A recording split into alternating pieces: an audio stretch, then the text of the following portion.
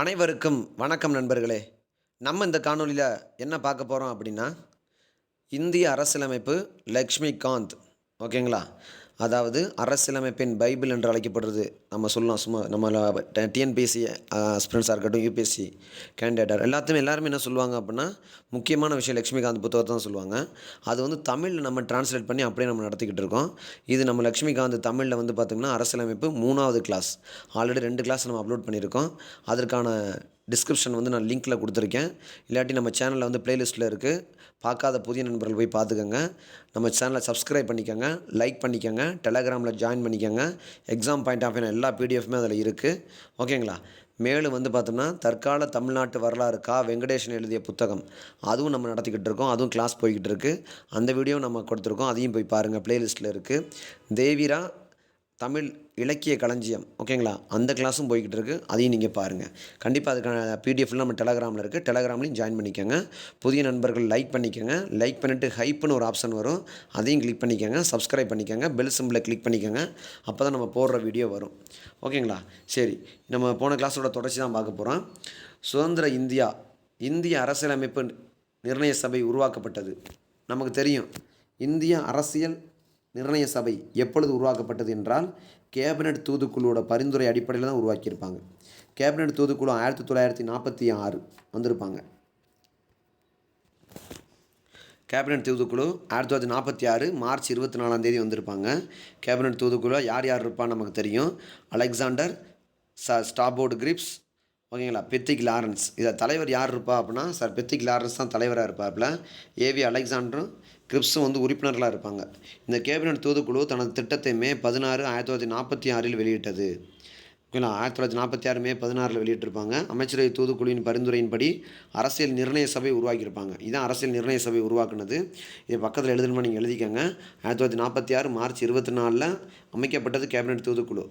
Cabinet தூதுக்குழுவில் இருந்த உறுப்பினர்கள் Alexander, grips, Lawrence. தலைவர் யாருன்னா பெத்திக் லாரன்ஸ். உறுப்பினர்கள் ஸ்டாபோர்டு கிரிப்ஸும் அலெக்சாண்டரும். இது தனது திட்டத்தை வெளியிட்டது எப்பொழுது அப்படின்னா, மே 16, 1946 வெளியிட்டிருப்பாங்க. அமைச்சரவை தூதுக்குழுவின் பரிந்துரையின்படி தான் இந்த அரசியல் நிர்ணய சபை உருவாக்கியிருப்பாங்க. ஓகேங்களா? ஓகே. இந்த அமைச்சரவை நிர்ணய சபை தூதுக்குழு வந்து இந்தியா வந்ததோட நோக்கமே வந்து என்னது அப்படின்னா, இடைக்கால அரசை ஏற்படுத்துதலுக்காண்டி வந்திருப்பாங்க. அரசியல் நிர்ணய சபையை ஏற்படுத்தி இந்திய அரசியலமைப்பை உருவாக்குதல், இந்தியாவிற்கு சுதந்திரம் வழங்குவது தொடர்பாக பரிசீலனை செய்தல், இந்த 3 விஷயத்துக்காண்டி தான் என்ன பண்ணியிருப்பாங்க, அமைச்சரவை தூதுக்குழு இந்தியாவுக்கு வந்திருப்பாங்க. என்னென்ன அந்த 3 விஷயம்? இந்தியாவுக்கு சுதந்திரத்தை வழங்குறதுக்காண்டி பரிசீலனை பண்ணுறதுக்கு, இடைக்கால அரசாங்கத்தை அமைக்கிறதுக்கு, அரசியல் நிர்ணய சபையை உருவாக்குறதுக்கு.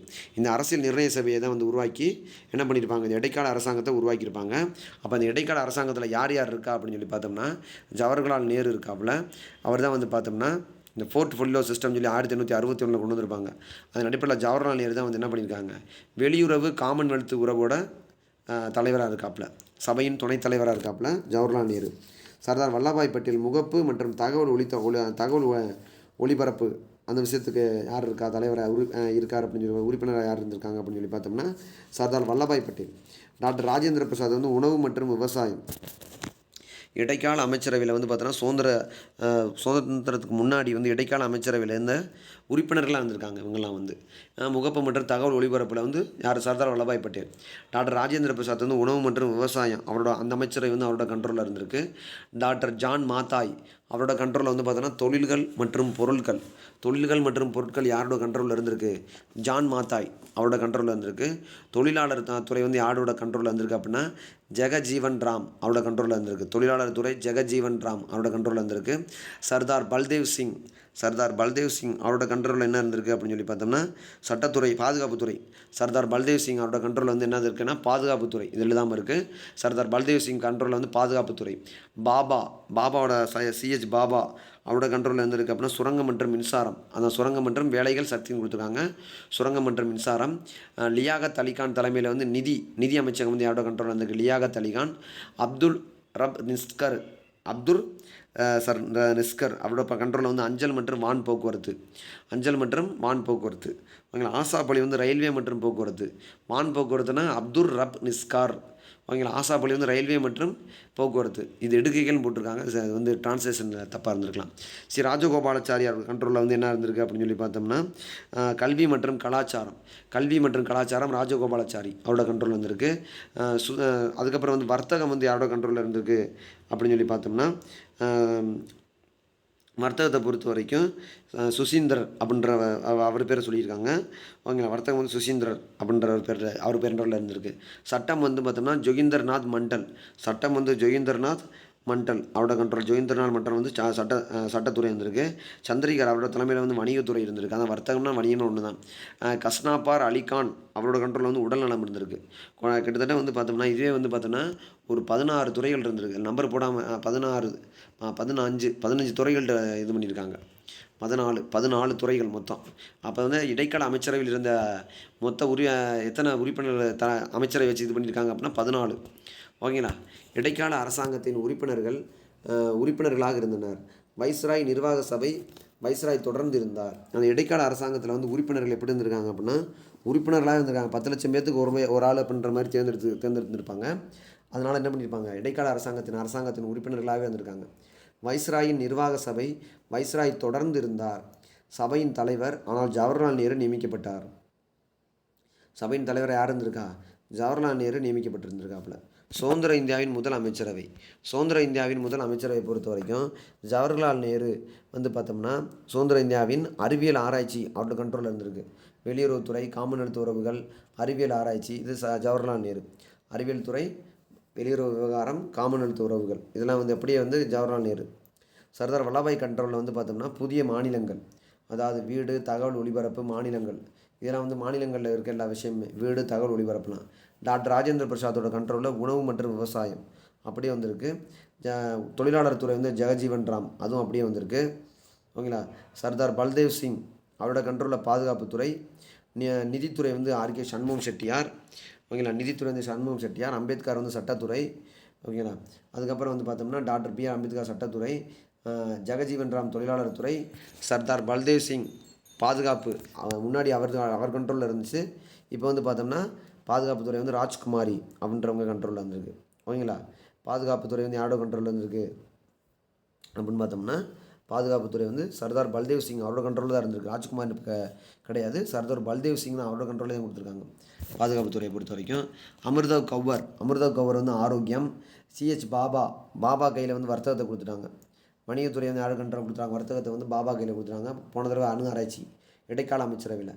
ரபி அகமது அவரோட கண்ட்ரோல் வந்து தொலைத்தொடர்பு துறையை கொடுத்துருக்காங்க. ஷியாமத் பிரசாத் முகர்ஜி தொழில்கள் மற்றும் பொருட்கள். விஎன் காட்கில் வேலைகள் மற்றும் சுரங்கங்கள் அப்படின்னு சொல்லி புதிய சுதந்திர இந்தியாவின் அமைச்சர்களை பிரித்து கொடுத்துருக்காங்க. ஓகேங்களா. முகலாய பேரரசர் ஷா ஆலம் மற்றும் பக்சார் போரில் 1764 வெற்றி பெற்ற பிறகு நிறுவனத்திற்கு திவானி அப்படின்ற முறையை வந்து வழங்கியிருப்பாப்புல. இந்த திவானி அப்படின்ற முறையை வழங்கினவர் யார் அப்படின்னு சொல்லி பார்த்தோம்னா முகலாய பேரரசர் ஷா ஆலம் பக்சார் போரில் 1764 வெற்றி பெற்ற பிறகு இதோட நிறுவனத்துக்கு தான் வழங்கியிருப்பாப்புல. திவானி அப்படின்ற முறையை 1764 வழங்கியிருப்பாப்புல. அது அப்போதைய பிரதமர் வில்லியம் பிட்டால் பிரிட்டிஷ் பாராளுமன்றத்தால் அறிமுகப்படுத்தப்பட்டது. ஓகேங்களா. அதே நேரத்தில் நிறுவனத்தின் சிவில் சேவைகள், உடன்படிக்கை செய்யப்பட்ட சிவில் சேவைகள், உயர் சிவில் சேவைகள் மற்றும் உடன்படிக்கை செய்யப்படாத சிவில் சேவைகள் என வகைப்படுத்தப்பட்டுள்ளன. அதாவது உடன்படிக்கப்பட்ட செய்யப்பட்ட சிவில் சேவைகள், உடன்படிக்கை செய்யப்படாத சிவில் சேவைகள் அப்படின்னு சொல்லி 2 தான் 3 பிரிச்சிருக்காங்க இவங்க வந்து. முந்தையது நிறுவன சட்டத்தால் உருவாக்கப்பட்டது, பிந்தையது வேறு விதமாக உருவாக்கப்பட்டது அப்படின்னு சொல்கிறாங்க. ஓகேங்களா. பட்ஜெட் முறை பிரிட்டிஷ் இந்தியாவில் அறிமுகப்படுத்தப்பட்டது 1860. பட்ஜெட் முறை இந்தியாவில் அறிமுகப்படுத்தப்பட்டது எப்போது 1860 வந்து அறிமுகப்படுத்தியிருக்காங்க. 5வது பாயிண்ட் பண்ணி பார்த்துக்கோங்க. அதுக்கப்புறம் வந்து பார்த்தோம்னா பிரகடனத்தில் வந்து பார்த்தோம்னா அவரது மாட்சிமை அரசாங்கத்தின் கொள்கையானது நிர்வாகத்தின் ஒவ்வொரு கிளையிலும் இந்தியர்களின் கூட்டை அதிகரிப்பதும் சுய அரசு நிறுவனங்களின் படிப்படியாக வளர்ச்சியும் ஆகும். பிரிட்டிஷ் சாம்ராஜ்யத்தின் ஒருங்கிணைந்த பகுதியாக இந்தியா இருந்தது. பிரிட்டிஷ் சாம்ராஜ்யத்தோட ஒருங்கிணைந்த பகுதி இந்தியா. இது இந்தியாவில் உயர்ந்த குடிமை பணிகளுக்கான லீ கமிஷனின் பரிந்துரையின் பேரில் 1923-24 செயல்பட்டது. லீ கமிஷனோட பரிந்துரையின் பேர் எப்போ செயல்பட்டுருக்கு, 1923-24 செயல்பட்டிருக்கு. இந்திய சுதந்திர மசோதா ஜூலை 4, 1947 பிரிட்டிஷ் பாராளுமன்றத்தில் அறிமுகப்படுத்தப்பட்டது. அது ஏற்றுக்கொள்ளப்பட்ட ஒப்புதலை பெற்றது ஜூலை 18, 1947. அப்படின்னா ஜூலை 4 பிரிட்டிஷ் மசோதா 1947 அறிமுகப்படுத்தப்பட்டது ஜூலை 4ஆம் தேதி. ஒப்புதலை பெற்ற ஜூலை 18. இந்த சட்டம் ஆகஸ்ட் 15, 1947 நடைமுறைக்கு வந்தது. 2 டொமினியன்களுக்கும் இடையிலான எல்லைகள் ராட்க்ளிஃப் தலைமையிலான எல்லை குழுவால் தீர்மானிக்கப்பட்டது. இந்தியாவுக்கும் பாகிஸ்தானுக்கும் அந்த நிலத்தை பிரித்து கொடுத்தது யார் அப்படின்னா ராட்க்ளிஃப். பாகிஸ்தானில் மேற்கு பஞ்சாப், சிந்து, பலுசிஸ்தான், கிழக்கு வங்காளம், வடமேற்கு எல்லைப்புற மாகாணம் மற்றும் அஸ்ஸாமில் உள்ள சில்காட் மாவட்டம் ஆகியவை அடங்கும். வடமேற்கு எல்லைப்புற மாகாணம் மற்றும் சில்காட்டில் நடந்த வாக்கெடுப்பு பாகிஸ்தானுக்கு ஆதரவாக இருந்தது. அதான் என்ன சொல்கிறாங்க அப்படின்னு சொல்லி பார்த்தோம்னா, ரெட்க்ளிஃப் அவர் தான் நில எல்லையை பிரித்து கொடுத்துருக்காப்புல, தீர்மானிச்சிருக்காப்புல. பாகிஸ்தானில் இருக்க மேற்கு பஞ்சாப், சிந்து, பலுசிஸ்தான், கிழக்கு வங்காளம், வடமேற்கு எல்லைப்புற மாகாணம் மற்றும் அஸ்ஸாமில் உள்ள சில்காட் மாவட்டம் ஆகியவை அடங்கும். வடமேற்கு எல்லைப்புற மாகாணம் மற்றும் சில்காட்டில் நடந்த வாக்கெடுப்புக்கு பாகிஸ்தானுக்கு ஆதரவாக இருந்தது. வடக்கு மேற்கு எல்லைப்புற மாகாணம் யாருக்கு ஆதரவாக இருக்குன்னா பாகிஸ்தானுக்கு ஆதரவாக இருந்து சொல்கிறாங்க. அடுத்து என்ன பார்க்க போகிறோம் அப்படின்னா, அரசியலமைப்பு உருவாக்குதல் அப்படின்றத பார்க்க போகிறோம். ஒரு தொகுதி சட்டமன்றத்திற்கான கோரிக்கை. 1934ஆம் ஆண்டு தான் இந்தியாவில் கம்யூனிஸ்ட் இயக்கத்தின் முன்னோடியான எம்என் ராய் அவர்களால் முதன்முறையாக இந்தியாவுக்கான அரசியல் நிர்ணய சபை யோசனை முன்வைக்கப்பட்டது. அப்படின்னா அரசியலமைப்பு நிர்ணய முன் யோசனை யாரால் முன்வைக்கப்பட்டது அப்படின்னா 1934 இந்திய கம்யூனிஸ்ட் இயக்கத்தோட முன்னோடி எம்என் ராய் அவர் தான் முதல்ல என்ன பண்ணியிருக்காரு, 1934 இந்த மாதிரி அரசியலமைப்பு நமக்கு வேணும் அப்படின்னு சொல்லி முதல்ல அரசியலமைப்பு நிர்ணய சபை வேணும்னு சொல்லி ஒரு யோசனை வச்சுருக்காப்புல. 1935ஆம் ஆண்டில் இந்திய தேசிய காங்கிரஸ் முதன்முறையாக இந்திய அரசியலமைப்பை உருவாக்குவதற்கு ஒரு அரசியலமைப்பு சபையை அதிகாரப்பூர்வமாக கோரியது. 1935 என்ன பண்ணியிருக்கு, அதிகாரப்பூர்வமாக இந்திய தேசிய காங்கிரஸ் சொல்லியிருக்கு. இந்திய அரசியலமைப்பை உருவாக்குவதற்கு ஒரு அரசியலமைப்பு சபையை அதிகாரப்பூர்வமாக கோரியது. இந்திய அரசியலமைப்பு உருவாக்குறதுக்கு என்ன பண்ணியிருக்காங்க, ஒரு அதிகாரப்பூர்வமாக சொல்லிட்டாங்க. 1938ஆம் ஆண்டு ஜவஹர்லால் நேரு ஐஎன்சி அப்படி சார்பாக சுதந்திர இந்தியாவின் அரசியலமைப்பு வயது வந்தோர் வாக்குரிமையின் அடிப்படையில் தேர்ந்தெடுக்கப்பட்ட அரசியலமைப்பு சபையால் வெளியில் தலையிடாமல் உருவாக்கப்பட வேண்டும் என்று அறிவித்தார். 1938 என்ன பண்ணிட்டாங்க, ஜவஹர்லால் நேரு வெளியில் இருக்க தலையீடு இல்லாமல் ஓகேங்களா, வயது வந்தோர் வாக்குரிமையின் அடிப்படையில் தேர்ந்தெடுக்கப்பட்ட அரசியலமைப்பு சபையால் வெளியில் தலையீடே இருக்கக்கூடாது அப்படின்னு இருக்காங்க. 1934 எம்என் ராய் யோசனை சொல்கிறாரு, அரசியலமைப்பு நிர்ணய சபை வேணும்னு. 35 இந்திய தேசிய காங்கிரஸ் முதன்முறை அதை என்ன பண்ணுறாங்க, அதிகாரப்பூர்வமாக வேணும்னு சொல்லி கோருது. 38 ஐஎன்எஸ் என்ன பண்ணுறாங்க, சுதந்திர இந்தியாவின் அரசியலமைப்பு வயது வந்தோர் வாக்குரிமையின் அடிப்படையில் தேர்ந்தெடுக்கப்பட்ட அரசியலமைப்பு சபையால் வெளியில் தலையிடாமல் இருக்கணும்னு சொல்லியிருக்காரு. 1938. 1940ஆம் ஆண்டு ஆகஸ்ட் நன்கொடைன்னு சொல்லுவாங்க. இந்த கோரிக்கையானது கொள்கை அளவில் பிரிட்டிஷ் அரசாங்கத்தால் இறுதியாக ஏற்றுக்கொள்ளப்பட்டது. 1940 இறுதியாக ஏற்றுக்கிறாங்க. 1942ஆம் ஆண்டில் அமைச்சரவை உறுப்பினர் ஸ்டாபோர்ட் கிரிப்ஸ் பிரிட்டிஷ் அரசாங்கத்தின் வரைவு முன்மொழிவுடன் இந்தியாவிற்கு வந்தார். அவர் ஒரு வரைவு முன்மொழிவோடு தான் வர்றாரு. 2ஆம் உலகப் போருக்கு பிறகு ஏற்றுக்கொள்ளப்படும். அதாவது இந்தியாவுக்கு சுதந்திரம் 2ஆம் உலகப் போருக்கு நாங்கள் உங்களுக்கு ஒரு டொமினியன்ஸ் தர்றோம். ஒரு சுதந்திரமான அரசியலமைப்பை உருவாக்குதல். கிரிப்ஸ் முன்மொழிவுகள் முஸ்லீம் லீக்கால் நிராகரிக்கப்பட்டன. அப்படின்னா கிரிப்ஸ் தூதுக்குழுவோட அந்த கோரிக்கைகளை முன்மொழிவுகளை முஸ்லீம் லீக்கு நிராகரிச்சிட்டாங்க. இது இந்தியாவை 2 தனித்தனி அரசியலமைப்பு சபைகளுடன் 2 தன்னாட்சி மாநிலங்களாக பிரிக்க வேண்டும் என்று விரும்பியது. இந்த கிரிப்ஸ் தூதுக்குழு என்ன பண்ணுது, 1942 மார்ச் 23 வந்திருப்பாங்க. அவங்க என்ன பண்ணுவாங்க அப்படின்னு சொல்லி பார்த்தோம்னா, தனித்தனியாக நம்ம பிரித்து விட்ருவோம் அப்படின்னு ஒரு ஐடியா சொல்லுவாங்க. இந்த மாதிரி அவங்களுக்கும் தனித்தனியாக ஒரு அரசியலமைப்பை உருவாக்கி தருவோம் அப்படின்னு சொல்லி கிரிப்ஸ் தூதுக்குழு ஒரு ஐடியா சொல்லுவாங்க. ஆனால் அந்த கிரிப்ஸ் தூதுக்குழுவோட ஐடியாவை என்ன பண்ணியிருப்பாங்க, இவரை முஸ்லீம் லீக் நிராகரித்தது. ஏன்னா 2 தனிநாடாக பிரிக்கவும் 2 தனித்தனி அரசியலமைப்பு உருவாக்கவும் கோரிக்கை வச்சதுனால. ஓகேங்களா, இந்த இதை கிரிப்ஸ் தூதுக்குழு பின் தேதியிட்ட வங்கியின் காசோலைன்னு சொல்லி காந்தி கூட கிண்டல் பண்ணியிருப்பாப்புல. ஓகேங்களா, இறுதியாக ஒரு கேபினட் மிஷன் ஒரு இந்தியாவிற்கு அனுப்பப்பட்டது. 2 அரசியல் நிர்ணய சபைகள் என்ற யோசனையை அது நிராகரித்தாலும் அது அரசியல் நிர்ணய சபைக்கு ஒரு திட்டத்தை முன்வைத்தது. அது 2 அரசியல் நிர்ணய சபை அப்படின்ற ஒரு கோரிக்கையை சொன்னாலும் அது ஒரு திட்டத்தை முன்வைத்தது. இது முஸ்லீம் லீக்கு அதிகமாகவும் அல்லது குறைவாகவும் திருப்திப்படுத்தியது. முஸ்லீமுக்கு ஓரளவுக்கு திருப்தி அடைஞ்சிட்டாங்க. தொகுதி சட்டமன்றத்தின் கலவை. 1946 நவம்பர் மாதம் அமைச்சரவை மிஷின் திட்டத்தால் உருவாக்கப்பட்ட திட்டத்தின் கீழ் அரசியலமைப்பு சபை உருவாக்கப்பட்டது. அப்போ அரசியலமைப்பு சபை எப்பொழுது உருவாக்கப்பட்டது, 1946 நவம்பர் மாதம் அரசியலமைப்பு அமைச்சரவை மிஷின் திட்டத்தால், அதான் அமைச்சரவை தூதுக்குழு பரிந்துரை அடிப்படையில் அரசியலமைப்பு நிர்ணய சபை உருவாக்கப்படுது. இந்த அரசியலமைப்பு நிர்ணய சபையோட அம்சங்கள். மொத்தம் வந்து பார்த்தோன்னா அரசமைப்பு நிர்ணய சபையில் 389 பேர் இருத்தல் வேண்டும். அவற்றில் 296 இடங்கள் பிரிட்டிஷ் இந்தியாவிற்கும் 93 இடங்கள் சமஸ்தானத்துக்கும் ஒதுக்கப்பட்டது. அப்போ நம்ம 389 பேர் இருக்காங்க. அந்த 389 பேரில் 296 இடம் எங்கே கொடுத்துருக்காங்க? இந்தியாவுக்கு கொடுத்துருக்காங்க. மீதி இருக்க 93 இடத்த வந்து பார்த்தோம்னா நம்ம சமஸ்தானத்துக்கு கொடுத்துருக்காங்க, சுதேச அரசுகளுக்கு கொடுத்துருக்காங்க. இந்த சுதேச அரசுகள்ன்ற கான்செப்ட் வந்து கிபி 200 ராஜபுத்திரர்கள் தான் கொண்டு வராங்க. ராஜபுத்திரர்கள் என்றால் இளவரசர்கள் என்ற பொருள், சுதேசி என்றால் சொந்த நாடு என்ற பொருள். அப்படின்னா சுதேச 93 சமஸ்தானத்துக்கு கொடுத்துருக்காங்க. பிரிட்டிஷ் இந்தியாவிற்கு ஒதுக்கப்பட்ட 296 இடங்களில் 292 உறுப்பினர்கள் 11 ஆளுநர்களின் மாகாணங்களில் இருந்தும், இந்த 296 இடம் ஒதுக்கியிருக்காங்கல்ல, இந்த 296 இடங்களில் 292 உறுப்பினர்கள் என்ன பண்ணியிருக்காங்க? 11 பேர் வந்து ஆளுநர்கள்னால் மாகாணங்களில் இருந்தும், 4 தலைமை ஆணையர்களின் மாகாணங்களில் இருந்தும், 4 பேரும் 2 பேர் வந்து ஒவ்வொரு மாகாணம் மற்றும் சமஸ்தானத்திலிருந்தும் அல்லது சிறிய மாநிலங்களில் உள்ள நிலங்களின் குழு அந்தந்த மக்கள் தொகை வீதத்தில் இடங்கள் ஒதுக்கப்பட வேண்டும். தோராயமாக ஒவ்வொரு மில்லியன், 1 மில்லியனா 10 லட்சம், 10 லட்சம் மக்களுக்கு ஒரு ஆள்ன்ற மாதிரி தேர்ந்தெடுக்கணும்னு சொல்லியிருக்காங்க. இந்த 296 இடங்களில் 292 உறுப்பினர்கள் 11 ஆளுநர்களின் மாகாணங்களில் இருந்தும் 292 பேர், மீதில் இருக்க அந்த 4 ஆணையர்களில் அதில் 2 பேர் ஒவ்வொரு மாகாணம் மற்றும் சமஸ்தானத்தில் இருந்தும் 10 லட்சம் மக்கள் தொகைக்கு ஒரு ஆளுன்ற மாதிரி பிரிச்சிருக்கணும்னு சொல்லியிருக்காங்க. ஒவ்வொரு பிரிட்டிஷ் மாகாணத்திற்கும் ஒதுக்கப்பட்ட இடங்கள் 3 முக்கிய சமூகங்களுக்கு இடையே பிரிக்க வேண்டும். முஸ்லீம்கள், சீக்கியர்கள் மற்றும் பொது அப்படின்னு சொல்லி பிரிக்கணும்னு இருக்காங்க. முஸ்லீம்கள், சீக்கியர்கள் மற்றும் பொது. முஸ்லீம்கள் மற்றும் சீக்கியர்கள் தவிர அவர்களின் மொத்த மக்கள் தொகை விகிதத்தில் வந்து பிரிச்சிருக்கணும். முஸ்லீம்கள், சீக்கியர்கள் மற்றும் பொது அவர்களின் மக்கள் தொகை வீதத்தில், முஸ்லீம்கள் மற்றும் சீக்கியர்கள் தவிர அவங்கவுங்க எப்படி பிடிச்சிருக்கணும்னு சொல்கிறாங்க? சமூகங்களுக்கு இடையே பிரிக்க வேண்டும். ஒவ்வொரு மாகாணத்திற்கும் ஒவ்வொரு சமூகத்தினருக்கும் பிரதிநிதிகள் மாகாண சட்டமன்றத்தில் அந்த சமூகத்தைச் சேர்ந்தவர்களால் தேர்ந்தெடுக்கப்பட வேண்டும். ஒவ்வொரு சமூகத்தினருக்கும் பார்த்தோம்னா மாகாண சட்டமன்றத்தில் எப்படி தேர்ந்தெடுக்கணுமா? அந்தந்த சமூகத்தினரால் தேர்ந்தெடுக்கப்பட வேண்டும்ன்றாங்க. ஓகேங்களா? மற்றும் ஒற்றை மாற்றத்தக்க வாக்கு மூலம் விகிதாச்சார பிரதிநிதித்துவ முறையில் வாக்களிப்பது. ஒற்றை மாற்றத்தக்க வாக்கு மூலம் விகிதாச்சார பிரதிநிதித்துவ முறையில் வாக்களிப்பது. சமஸ்தானங்களின் தலைவர்களால் பரிந்துரைக்கப்பட வேண்டும். இதனால் அரசியல் நிர்ணய சபை ஒரு பகுதி தேர்ந்தெடுக்கப்பட்ட மற்றும் ஓரளவு நியமனம் செய்யப்பட்ட அமைப்பாக இருக்க வேண்டும் என்பது தெளிவாகிறது. மேலும் உறுப்பினர்கள் மறைமுகமாக மாகாண சபைகளின் உறுப்பினர்களால் தேர்ந்தெடுக்கப்பட வேண்டும். உறுப்பினர் எப்படி தேர்ந்தெடுக்கணுமா? மறைமுகமாக மாகாண சபைகளின் உறுப்பினர்களால் தேர்ந்தெடுக்கப்பட வேண்டும். அவர்கள் வரையறுக்கப்பட்ட வாக்குரிமையால் தேர்ந்தெடுக்கப்பட்டனர்.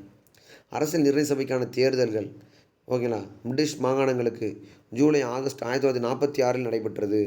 இதில் இந்திய தேசிய காங்கிரஸ் 208 இடங்களையும், முஸ்லீம் லீக்கின் 73 இடங்களையும், சிறு குழுக்கள் சுதேசி மீதமுள்ள 15 இடங்களையும் வெற்றி பெற்றன.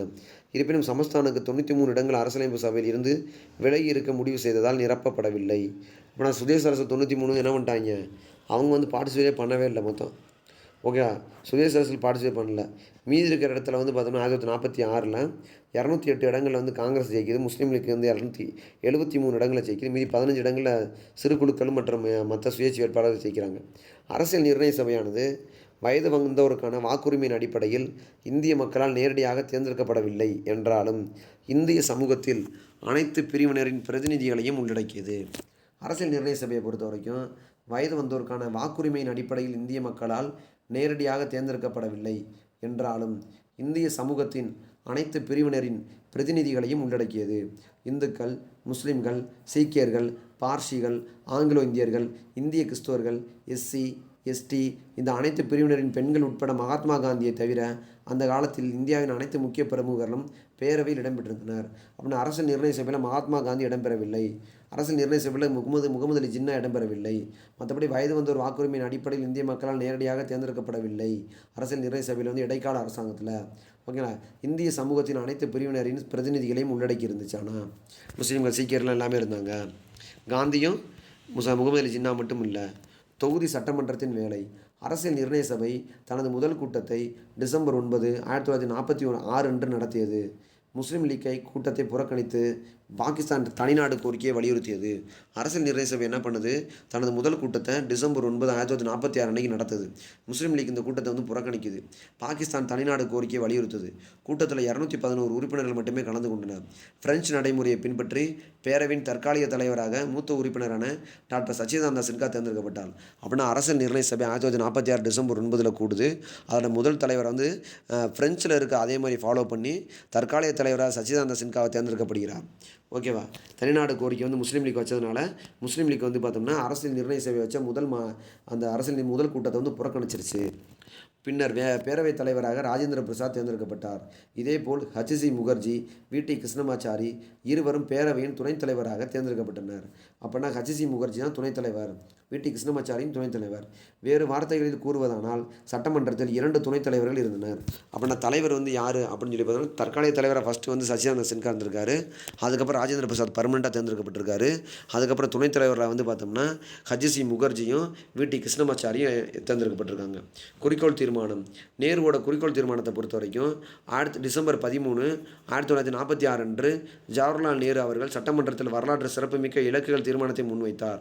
இது அரசியலமைப்பின் கட்டமைப்பின் அடிப்படைகள் மற்றும் தத்துவத்தை வகுத்தது. அது என்ன சொல்லுதுன்னா, இந்தியாவை ஒரு சுதந்திர இறையாண்மை கொண்ட குடியரசாக அறிவிக்கவும், அதன் எதிர்கால ஆட்சிக்கான அரசியலமைப்பை உருவாக்கவும் இந்த அரசியல் நிர்ணய சபை உறுதியான மற்றும் தீர்மானத்தை கொண்டுள்ளது அப்படின்னு சொல்லி குறிக்கோள் தீர்மானம் 1946 டிசம்பர் 13 நேருவால் முன்மொழியப்பட்டது. 1947 ஜனவரி 22 ஏற்றுக்கொள்ளப்பட்டது. இந்தியாவை உள்ளடக்கிய பிரதேசங்களில் இப்போது இந்திய மாநிலங்களை உருவாக்கும் பிரதேசங்கள் மற்றும் இந்தியாவிற்கு வெளியே உள்ள இந்தியாவின் பிற பகுதிகள் மற்றும் மாநிலங்கள் சுதந்திர இறையாண்மை கொண்ட இந்தியாவாக அமைக்க விரும்பும் பிரதேசங்கள் அவர்கள் அனைவரின் ஒன்றியமாக இருங்கள் அப்படின்னு இருக்காங்க. இது வந்து அதான் வந்து இதோட குறிக்கோள் தீர்மானம். அதில் கூறப்பட்ட பிரதேசங்கள் தற்போது எல்லைகளுடன் அல்லது அரசியலமைப்பு சபையால் தீர்மானிக்கப்படும் மற்றும் அதன் பின்னர் அரசியலமைப்பு சட்டத்தின்படி எஞ்சிய அதிகாரங்களுடன் தன்னாட்சி அலகுகளின் அந்தஸ்தை வைத்திருக்கும் மற்றும் அனைத்து செயல்பாடும் அரசாங்கம் மற்றும் நிர்வாகத்தின் அதிகாரங்கள் செயல்பாடுகள் யூனியனுக்கு வழங்கப்பட்டுள்ளன அல்லது ஒதுக்கப்பட்ட அல்லது யூனியனால் உள்ளார்ந்த அல்லது மறைமுகமாக அல்லது அதன் விளைவாக ஏற்படும் அதிகாரங்கள் செயல்பாடுகளை தவிர அப்படின்றாங்க. இறையாண்மையுள்ள சுதந்திர இந்தியாவின் அனைத்து அதிகாரமும் அங்கங்கள் அப்படின்ட்டுருக்காங்க. ஓகேங்களா. இது ஃபுல்லாமே வந்து நேருவோட குறிக்கோள் தீர்மானத்தை பற்றி சொல்லியிருக்காங்க. ஜனவரி 22, 1947 ஏற்றுக்கொள்ளப்பட்டது. இது ரொம்ப முக்கியமானது. இதுதான் எக்ஸாம் பாயிண்ட் ஆஃப் வியூ. சுதந்திர சட்டத்தின் மூலம் மாற்றங்கள். அரசியல் நிர்ணய சபையிலிருந்து விலகியிருந்த சமஸ்தானங்கள் பிரதிநிதிகள் படிப்படியாக அதில் இணைந்தனர். ஏப்ரல் 28, 1947 6 மாநிலங்களில் பிரதிநிதிகள் 5 சட்டமன்ற ஒரு பகுதியாக இருந்தனர். ஜூன் 3, 1947 நாட்டின் பிரிவினைக்கான மவுண்ட் பேட்டன் திட்டம் ஏற்றுக்கொள்ளப்பட்டு பிறகு சமஸ்தானத்தில் வந்து பார்த்தோம்னா சட்டமன்றத்தில் இருக்கையில் அமர்ந்தனர். இந்தியா 1948 ஜூன் மாதத்துக்குள்ளே நான் உங்களுக்கு விடுதலை கொடுத்துருன்றாரு. மவுண்ட் பேட்டன் திட்டம் வருவார். 1947 பிப்ரவரி 20 வருவார். 1947 ஜூன் 3 திட்டம்னு ஒன்று போடுறாரு. ஓகேங்களா. 1947 இந்திய சுதந்திர சட்டம் பின்வருமாறு 3 நிலைப்பாட்டில் மாற்றங்கள். சட்டமன்றம் முழு இறையாண்மை கொண்ட அமைப்பாக மாற்றப்பட்டது. அது விரும்பிய அரசியலமைப்பை உருவாக்க முடியும். இந்த சட்டம் இந்தியா தொடர்பாக பிரிட்டிஷ் நாடாளுமன்றத்தால் உருவாக்கப்பட்ட எந்த சட்டத்தையும் ரத்து செய்யவோ அல்லது மாற்றியமைக்கவோ பேரவைக்கு அதிகாரம் கொடுத்தது. 1947 ஜூலை 18 பிரிட்டிஷ் வெள்ளக்காரனை கொண்டு வந்த சட்டத்தை மாற்றி அமைக்கலான்ட்டாங்க. அப்படி சட்டமன்றம் ஒரு அமைப்பாகவும் ஆனது. சட்டமன்றம் ஒரு சட்டமன்ற அமைப்பாக ஆனது. வேறு வார்த்தையில் கூறுவோம்னா சட்டமன்றத்துக்கு 2 தனித்தனி செயல்பாடுகள் ஒதுக்கப்பட்டன. அது என்னென்ன அப்படின்னு சொல்லி பார்த்தோன்னா, அரசியலமைப்பை உருவாக்குதல், சாதாரண சட்டங்களை ஏற்றுதல். இந்த 2 பணிகளும் தனித்தனி நாட்களில் செய்யப்பட வேண்டும். இதனால் சட்டமன்றம் சுதந்திர இந்தியாவின் முதல் பாராளுமன்றமானது. நம்ம சட்டமன்றம் தான் முதல் டொமினியன் சட்டமன்றமானது. சட்டமன்றம் அரசியல் நிர்ணய சபையாக கூடிய போதெல்லாம் டாக்டர் ராஜேந்திர பிரசாத் அவர்களால் சட்டமன்ற குழுவாக கூடிய போது ஜி.வி. மாவளங்கார். ஓகேங்களா. அப்படின்னா அரசியலமைப்பு நிர்ணய சபையாக கூடுச்சுன்னா ராஜேந்திர பிரசாத் தலைமை தாங்குவார். அது சட்டமன்ற குழுவாக கூடுச்சுன்னா ஜி.வி. மாவளங்கார் வந்து தலைமை தாங்குவாப்பில். இந்த 2 செயல்பாடுகள் நவம்பர் 26, 1949 வரை தொடர்ந்து அப்போது அரசியலமைப்பு உருவாக்கும் பணியை முடித்தது. ஓகேங்களா. அரசியலமைப்பு உருவாக்குற பணியை வந்து யார் பண்ணுறா அப்படின்னு சொல்லி பார்த்தோம்னா, யார் பண்ணுறது 2 தான் பிரிச்சிருக்காங்க. 2 பணி. ஒன்று அரசியலமைப்பு உருவாக்குதல், இன்னொன்று சாதாரண சட்டங்களை ஏற்றுதல். சுதந்திர இந்தியாவில் வந்து பாராளுமன்றம் என்ன பண்ணுது அப்படின்னு சொல்லி பார்த்தோம்னா, தனித்தனி நாட்கள் 2மே கூடுது. அரசியல் நிர்ணய சபையாக கூடுதல் அப்போலாம் டாக்டர் ராஜேந்திர பிரசாத் தலைமை தாங்குவார். சட்டமன்றம் குழுவை கூறப்ப ஜி.வி. மாவளங்கார் தலைமை தாங்குவாப்பில். ஓகேவா. ஓகே. அடுத்து முஸ்லீம் லீக் உறுப்பினர்கள் பாகிஸ்தானில் வந்து பார்த்தோம்னா இந்தியாவிற்கான அரசியல் நிர்ணய சபையிலிருந்து வெளியேறினார். இதன் விளைவாக கேபினட் மிஷன் என்ன பண்ணியிருக்காங்க, 1946 நிர்ணயிக்கப்பட்ட 389 சட்டமன்றத்தின் மொத்தமாக இருந்த பலம் 299 குறைஞ்சிருச்சு. அப்படியே 90 பேர் போயிட்டாங்க முஸ்லீம் லீக்கில் இருக்கிறாங்க. இந்திய மாகாணங்களின் பலம் 296 இருந்துச்சுல, அது 229 ஆகும். சமஸ்தானங்களின் பலம் 93, 70 குறைக்கப்பட்டது. 93 70 குறைச்சிட்டாங்க. இது டிசம்பர் 31, 1947 மாநில வாரியாக சட்டமன்ற உறுப்பினர்களின் எண்ணிக்கை காட்டப்பட்டுள்ளது அப்படின்றாங்க. ஓகேங்களா. இதில் என்ன சொல்லியிருக்காங்க, டிசம்பர் 31 1947 என்ன பண்ணியிருக்காங்க, சட்டமன்ற உறுப்பினர் எண்ணிக்கை அட்டவணை 2 கட்டப்பட்டதுன்னு இருக்காங்க. அரசியலமைப்பு சாதாரண சட்டங்களை ஏற்றுவதன் மூலம் அரசியலமைப்பு சபை பின்வரும் செயல்பாடுகளை செய்தது. காமன்வெல்த்தில் இந்தியா உறுப்பினரானது ஃபஸ்ட்டு உறுப்பினர் ஆயிருக்காங்க. அடுத்து என்ன பண்ணியிருக்காங்க, ஜூலை மாதம் 22 1947 தேசிய கொடி ஏற்றுக்கொள்ளப்பட்டது. காமன்வெல்த்தில் உறுப்பினரானது மே மாதம் 1949 47 தேசிய கொடி ஏற்றுக்கொள்ளப்பட்டது. 50 ஜனவரி 24 தேசிய கீதம் தேசிய பாடல் ஏற்றுக்கொள்ளப்பட்டது. இந்தியாவின் முதல் ஜனாதிபதி டாக்டர் ராஜேந்திர பிரசாத் 1950 ஜனவரி 24 ஏற்றுக்கொள்ளப்பட்டது. அரசியல் நிறைவு செய்ய 2 வருஷம் 11 மாதம் 18 நாள் 2 வருஷம் 11 மாதம் 18 நாள் 11 அமர்வுகள் கூடினாங்க. அரசியலமைப்பு உருவாக்குபவர்கள் சுமார் 60 நாடுகளின் அரசியலமைப்பை ஆய்வு செய்தனர். மேலும் அரசியலமைப்பு வரைவு 114 நாட்களுக்கு பரிசீலிக்கப்பட்டது. அரசியலமைப்பு சட்டத்தை உருவாக்குறதுக்கு மொத்த செலவு 64 லட்ச ரூபா. 64 லட்ச ரூபா செலவு பண்ணி 60 நாட்களில் 2 வருஷம் 11 மாதம் 18 நாட்களில் ரெடி பண்ணியிருக்காங்க. ஓகேவா? ஓகே. ஜனவரி 24 1950 அன்று அரசியல் நிர்ணய சபை என்ன பண்ணியிருக்காங்க, திரும்ப கடைசியாக கூடி இறுதி கூட்டத்தை கூடி நடத்தியது. இருப்பினும் அது முடியவில்லை. ஜனவரி 26 1950 முதல் 1951 52 முதல் பொதுத் தேர்தலுக்கு பிறகு புதிய பாராளுமன்றம் உருவாகும் என்று இந்திய தற்காலிக நாடாளுமன்றத்தை தொடர்ந்தது. தற்காலிக நாடாளுமன்றத்தை அதுபடி தொடர்ந்துருக்காங்க. ஓகேங்களா? அடுத்து பார்க்க போகிறது தொகுதி சட்டமன்ற குழுக்கள் எத்தனை குழுவில் இருந்துச்சு அப்படின்னு சொல்லி பார்ப்போம். ஓகேங்களா? இது வந்து குழுக்கள் வந்து நம்ம அடுத்த கிளாஸில் பார்ப்போம். புதிய நண்பர் லைக் பண்ணிக்கோங்க, சப்ஸ்கிரைப் பண்ணிக்கோங்க, டெலகிராமில் ஜாயின் பண்ணிக்கோங்க.